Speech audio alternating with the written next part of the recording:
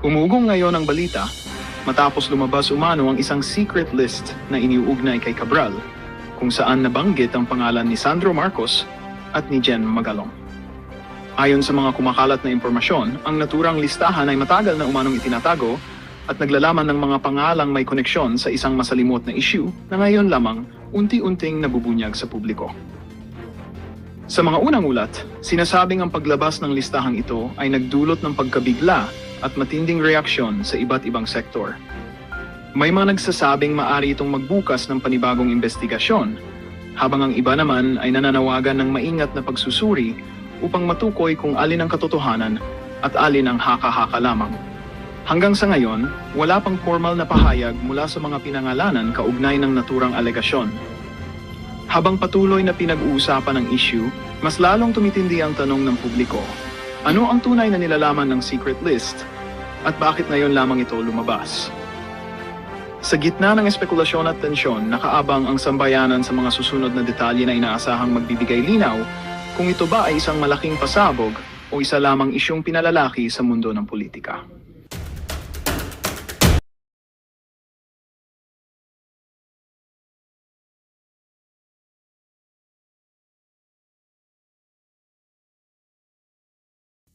Yan ho ngayon ang napakalaking problema nitong si Marcos Jr. Kasi ang kanya ho talagang pakay sa pag-upo bilang presidente noong 2022, maibalik daw ang dignidad ng mga Marcos. Pero pati ho Banyaga, pagka narinig nila ang apelidong Marcos, isa lang ho ang pumapasok sa kanilang kaisipan.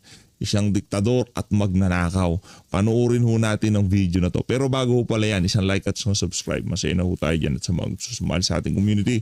Yung join button, nandyan lang ho sa baba. Panoorin ho natin to. Ibang klase talaga itong mga Marcos na to. Pang international ang pagiging magnanakaw at diktador. Kalebel ho yung yung taga North Korea. Matindi ho ito mga kababayan. Okay? Where you from Philippines? Yeah, oh, I love you, Dictator Marcos. Where you from Philippines? yeah, oh, I love you, Dictator Marcos. because you're the same. Yeah. Kim Jong-un, We're yeah. like stealing money from the people. You steal a lot? Huh? You steal a lot of money? Of course, everything in North Korea belongs to me. Marcos takes 10%, I take everything. Oh, you know a lot, bro.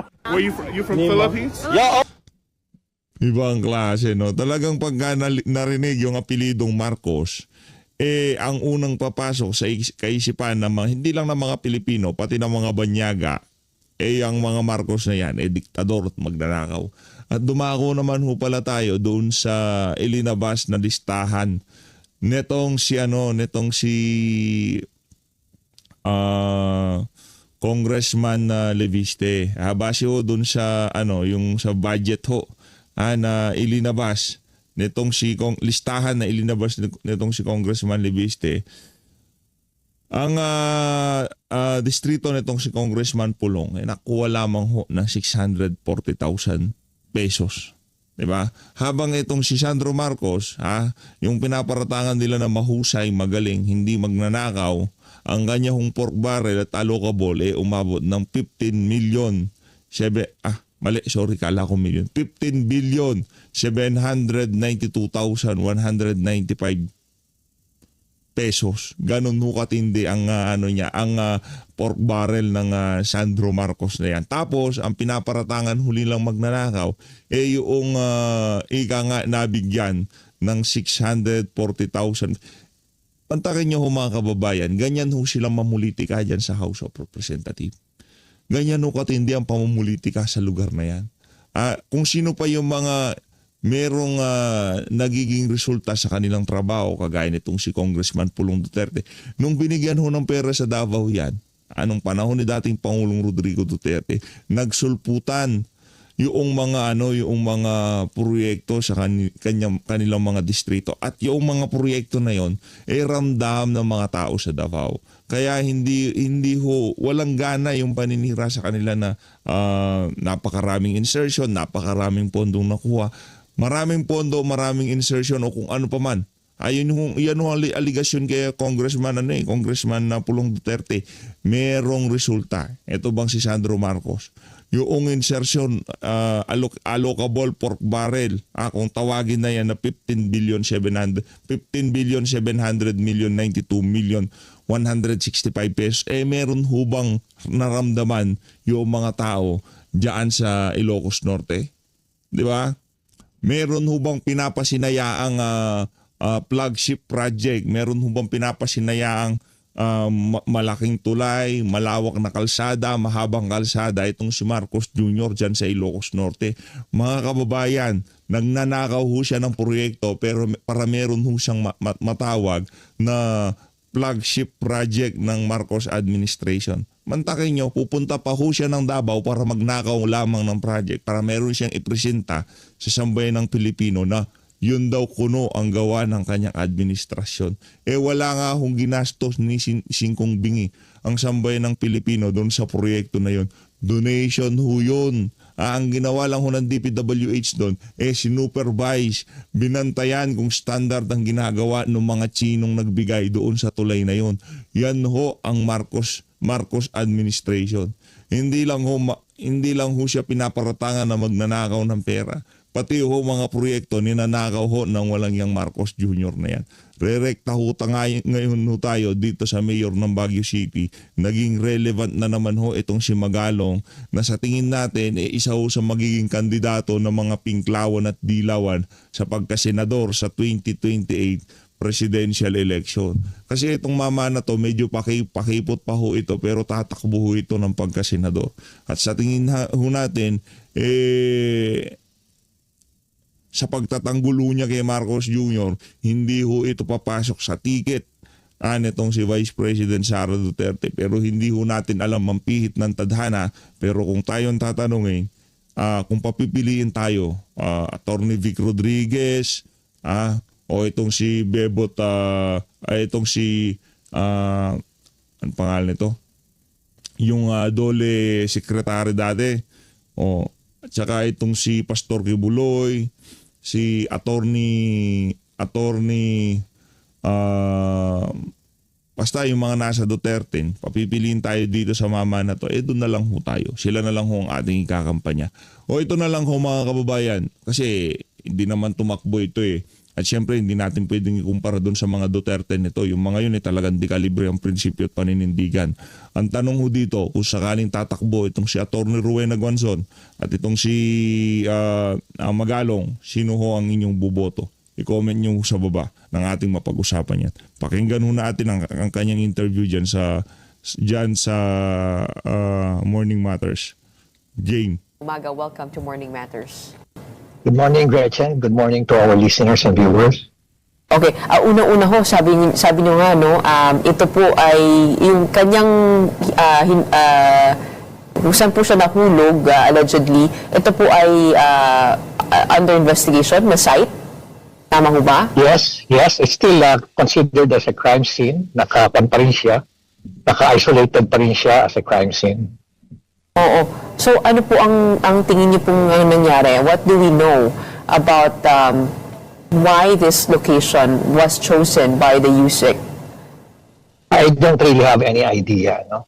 Maraming mga speculations, maraming intrigues, maraming nagbabanggit na tinitingnan niya yung mga rock netting project. Pero I doubt. Nagkataon lang siguro na napili niya yung Cannon Road. But and that Stire Stretch, marami namang rock netting doon. Siguro makita rin niya yung mga rock netting projects na yun. There's no way na ma-ignore mo yung rock netting kasi napakarami. Oo. Ito ho ba yung nilakaran po ninyo with Secretary Vince Dizon? Negative. And the President, Yan yung pinuntahan namin ni Presidente. The Presidente. That exact site. Oo. Yeah, malapit doon. Mga 1 kilometer going down to Manila. Yung site na binisita namin ni Presidente, most probably around 1 kilometer pa going down to Manila. Oo. Sa inyo pong pagtatanong, ano po ang nakikita niyo mga interesting na mga detalye dito? For example, we're seeing now photos of the driver taking a selfie with the USEC. Ilang beses po sila nagbalik dyan sa site na yan. Pangalawa, yung handling po ng police. Sinisante po yung sa mga taga-tuba, inilipat sila kasi Hindi po nila itinuring itong crime scene. So, as a former policeman, what would you say about the handling and the details surrounding this case? What details were curious to you? Well, in fairness to the police, Gretchen, maayos naman yung kanilang pagkakaprocess. Isang nakaligtaan. And that is the recovery of the cell phones. But in so far as recovering mga critical items and documents doon sa car, talagang hinalughog nila yung sasakyan eh.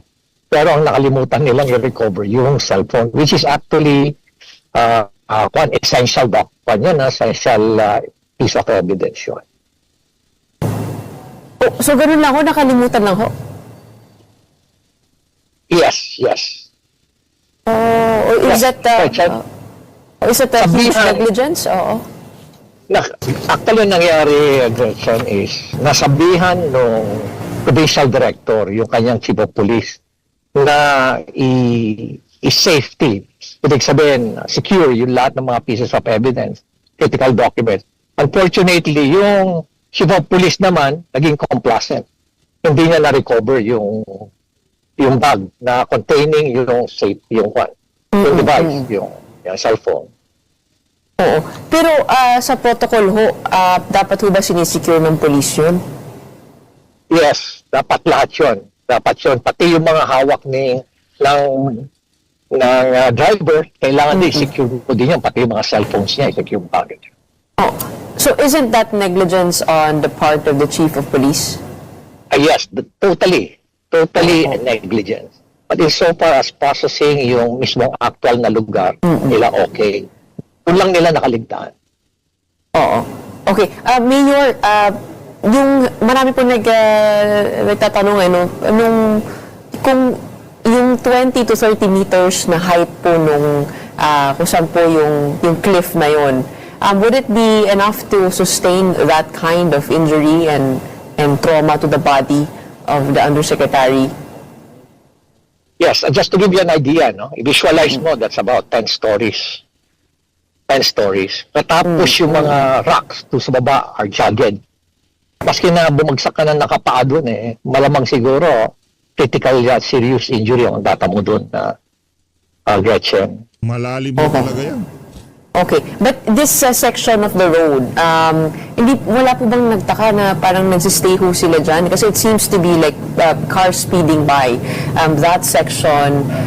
Pero may mga katanungan din, kung of course, may speculation na una-una kung suicide po ito, pangalawa kung may tumulak, what could have been possible at that site given the circumstances surrounding the area itself? Well, pricing nung pag-akyat nila ng Baguio, huminto siya doon sa lugar na yun In fact, kaya sila umalis doon. Matatagal pa sana sila doon Kaya lang umalis sila dahil nakita sila ng mga pulis. And very tight yung section na yun ng road. At hindi ka basta-basta makakapagparada doon. Kaya nasita sila ng pulis. At sinabi sa kanila, you cannot stop here. You have to, proceed. So, iniwan nila, they have to proceed to the city of Baguio. After that, they came back in the afternoon. At doon na pinaalis yung driver at sinabi niya sa driver, sabi niya doon sa driver, you have to leave kasi sisitayin tayo ng pulis. At from that location, kung saan siya tumalon, siguro down the road, meron pang mga bahay mga 100 meters na makikita. Pero, siyempre, hindi na nila malalaman siguro, hindi na nila siguro na-observe na may tao pala doon. And besides, if you look at the result of the warrant doon sa room, the search warrant, meron din na recover na knife doon and several types of medicines, mga ganon. May na-recover ho na knife? Yes, knife. Grabe, meron. Saan ho nakita yung kutsilyo? Meron kutsilyo. Pero hindi dineklarang crime scene noong una. Tapos sinasabi nila wala daw foul play. Anak ng Petra, merong problema diyan mga kababayan. Merong kutsilyo sa crime scene. Detalye na masinsin na pag-iimbestiga ang kailangan ho natin dito. Ano ba? May kalawang na yan, merong dugo, luma na, Kasi pwede nahulog lang yan, naiwan dyan. Dapat, Doon sa loob ng sa loob ng ng room nila sa Ion Hotel. O Ion Hotel. Okay. sa iyon naman pala, sa iyon. Eh, baka ano lang, nagbalat lang ng, ng prutas, kaya merong naman. So, to your expert assessment, what do you think really happened? Was the DILG right to rule out foul play? Ano po ang, what questions need to be answered, do you think? Yeah, may reason siguro, no? May mga certain information pa siguro na hawak si Secretary Remulla, kaya niya nasabi yan. But with all the information that I have, hindi pa ako conclusive. Kasi I need to secure yung cellphone. I need to go over the content of the cellphone. Siguro doon ko lang malalaman talaga kung ano talaga ang nangyari. Hindi ko alam kung ano yung mga information ni Secretary Remulla. Pero Mayor, pasensya no kung tatanungin ko ito, would you confirm that this was really the Undersecretary, Yusek Catalina Cabral, who died here? Yes, definitely. There's no doubt about it. Isa sa mga tinignan ko mabuti, I made sure na matutuloy yung autopsy. There's no doubt about it. They have all the pieces of evidence that would clearly identify that it's Yusek or Miss Cabral. What pieces of evidence? Well, marami silang comparison na ginawa doon sa kaya sasabi talaga nila, there's no doubt about it, it is Yusek Cabral.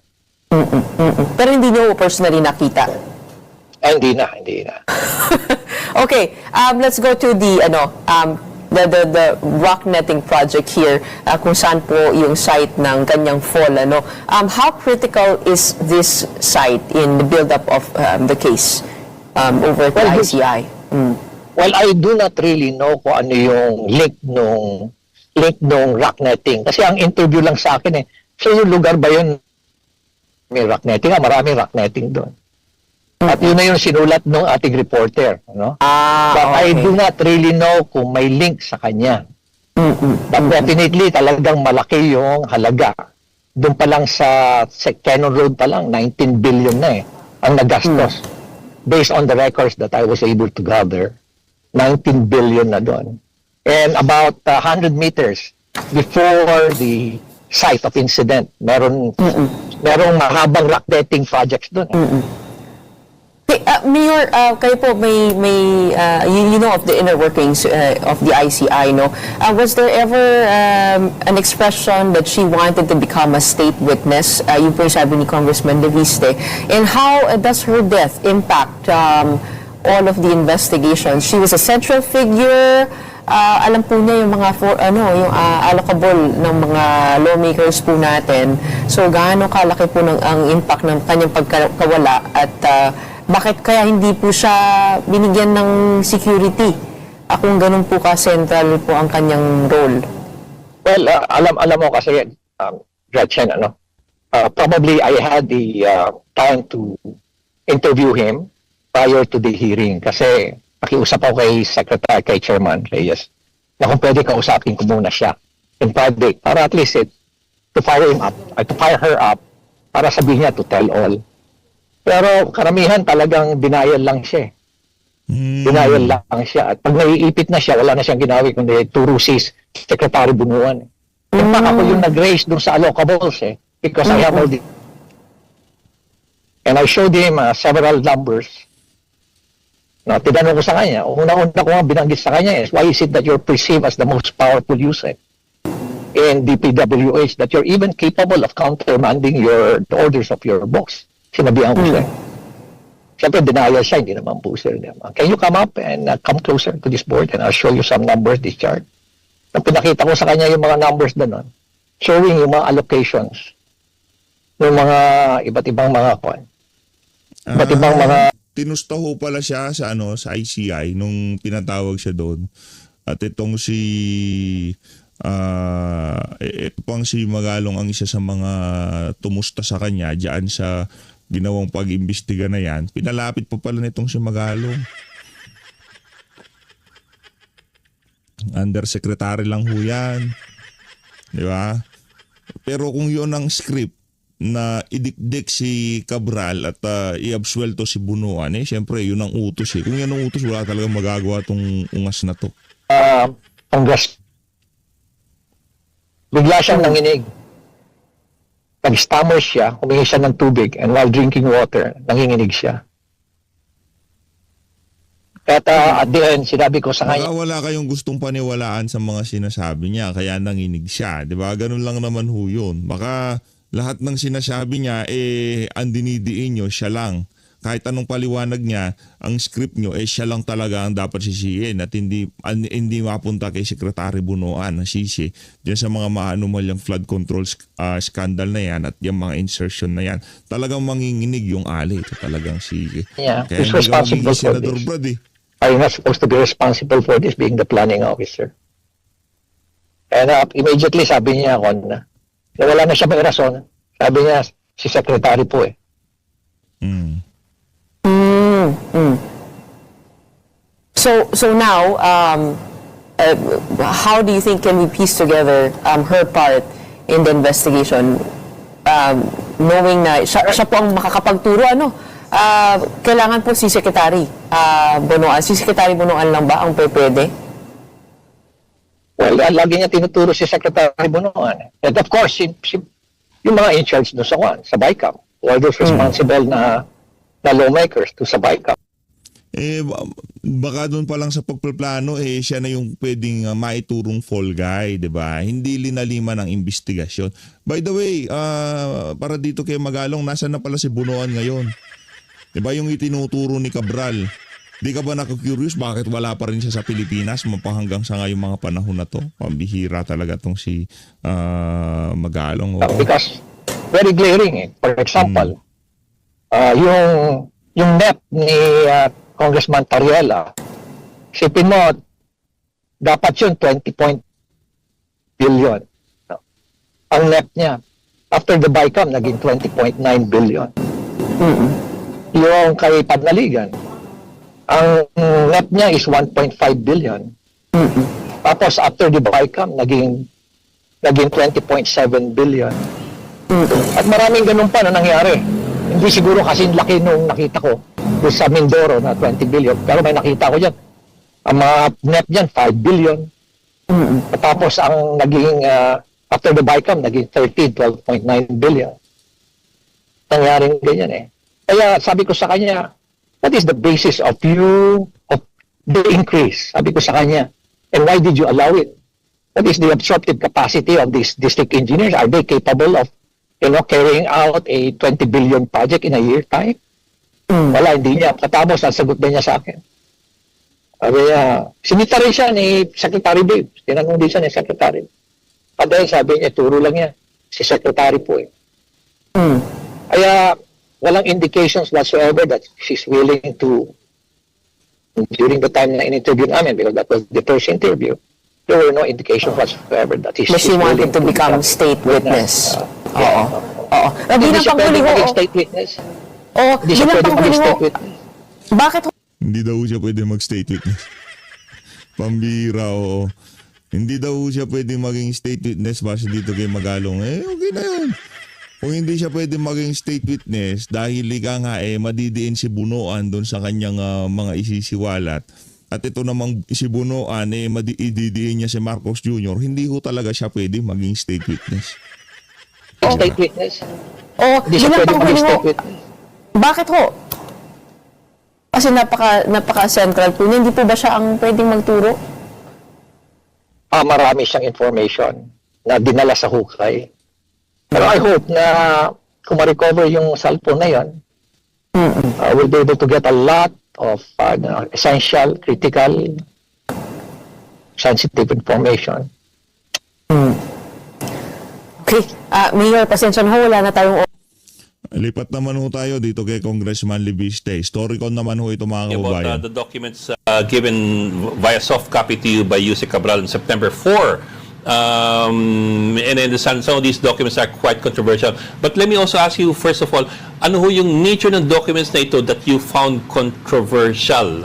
Exactly what would they prove or disprove as far as irregularities and anomalies are concerned? Siguro kung dagdag lang sa tanong ni Ed, ano yung context nung pagkuha nyo ng documents? What was the context then? At bakit binigay sa inyo ni Yusek Cabral? First to Mr. Lingao's question, there's no surprise that almost every congressman senator is allowed to insert projects into the DPWH budget. The document just proves that it happens even in the National Expenditure Program before it is even submitted in the House, which supposedly it comes from the DPWH, and shows which project has been proposed by which proponent. The more surprising part is that even members of the executive, including cabinet secretaries and undersecretaries